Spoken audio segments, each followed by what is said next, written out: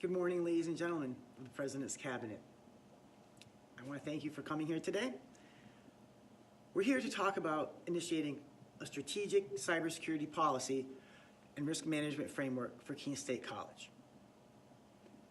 I'm really excited to be here, and I'm confident by the end of our time together that you're going to be excited about this exciting initiative too. That being said, I know we've all heard the saying, "May you live in interesting times." And it's often debated if that is a proverb or a curse. But there's one thing none of us here can debate, is that in the past 5 years, Keene State has had some really interesting times. Our students gain national media attention for rioting over pumpkins. There's a fruitful Title IX investigation. Staff unionization. The president leaves town with a suitcase full of money.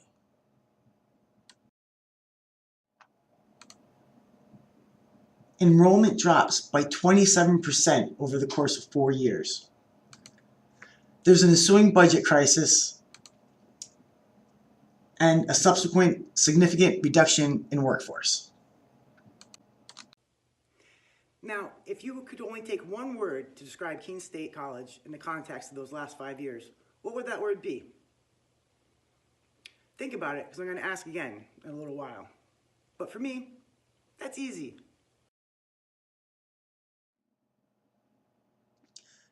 That word is resilient.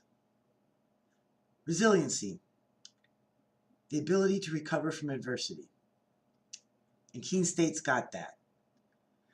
But we need you, our leaders, to build Keene State's cyber resiliency.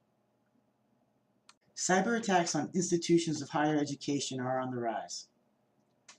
EDUCAUSE reported last year that information security was the #1 concern for higher education IT last year. Yet, higher education is ranked as one of the most susceptible environments for a cyber attack. Part of the question is why? Well, the thing is, at colleges and universities like Keene State, we have really good stuff. We have valuable information, credit card numbers, bank information. We also have sensitive information like health records and student personal data. But we also have really great ideas, intellectual property and such, all of which is very enticing. And we're also generally underfunded and understaffed. The bad guys do not believe that we will put forth the resources to defend ourselves. So what would happen to us if the bad guys got our good stuff? Let's start off with the bottom line. There's the financial impact. You know how calling the plumber on a Sunday to fix a busted pipe is always more expensive than scheduling the appointment?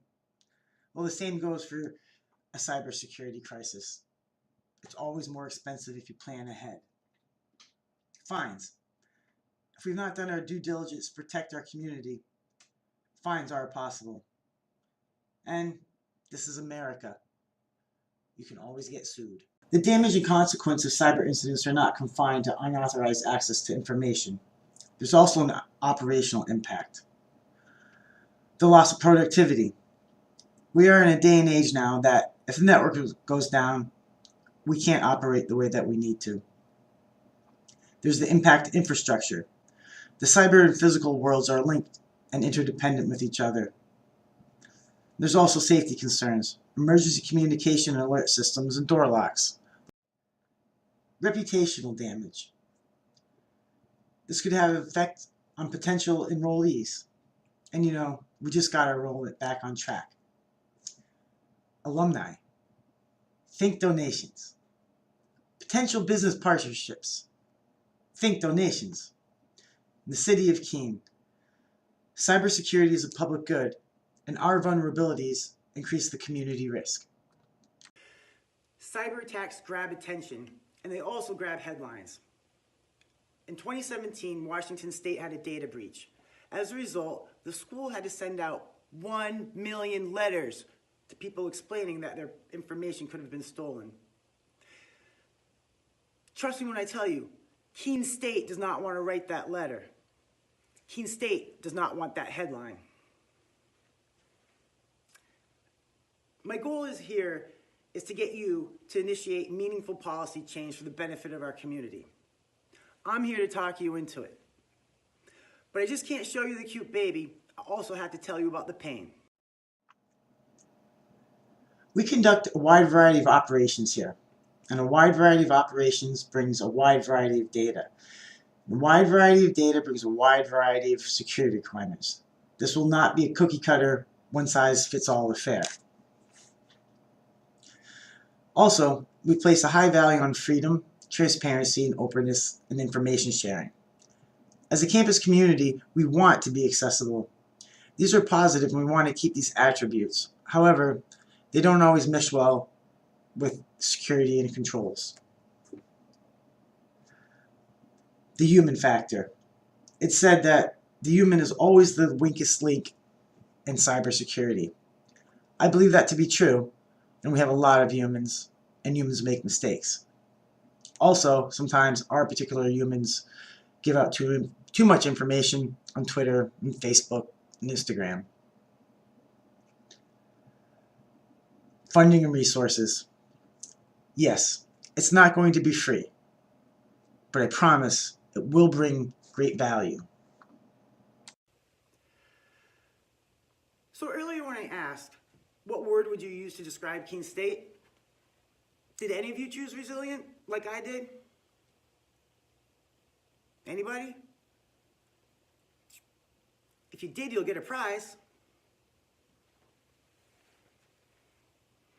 Well, it's your lucky day because I am feeling generous and I'm going to give each one of you a prize. Do you know what that prize is? It's an opportunity. An opportunity to fortify Keene State's operational foundation. An opportunity for our future prosperity.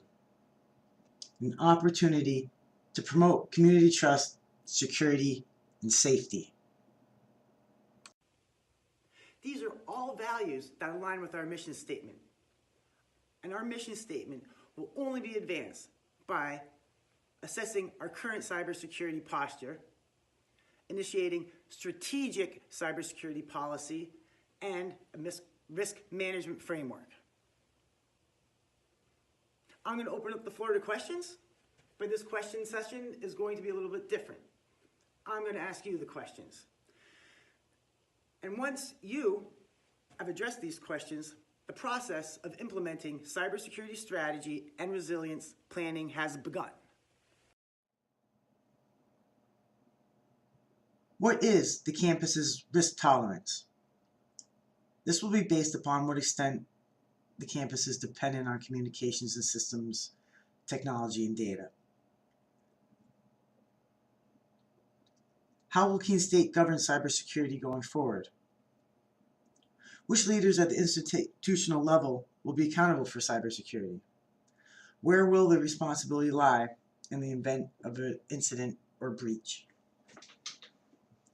How will leadership implement an ongoing training and education awareness program for the campus community? For this project to be successful, we must instill a culture, not just install a policy. I can't tell you how important it is that you're all here today. All too often, it takes a major incident to elevate cybersecurity to the leadership agenda. But I know that there's too much at stake to be reactive. Establishing a cybersecurity policy is not a technical problem. It's not something that gets fixed by information technology.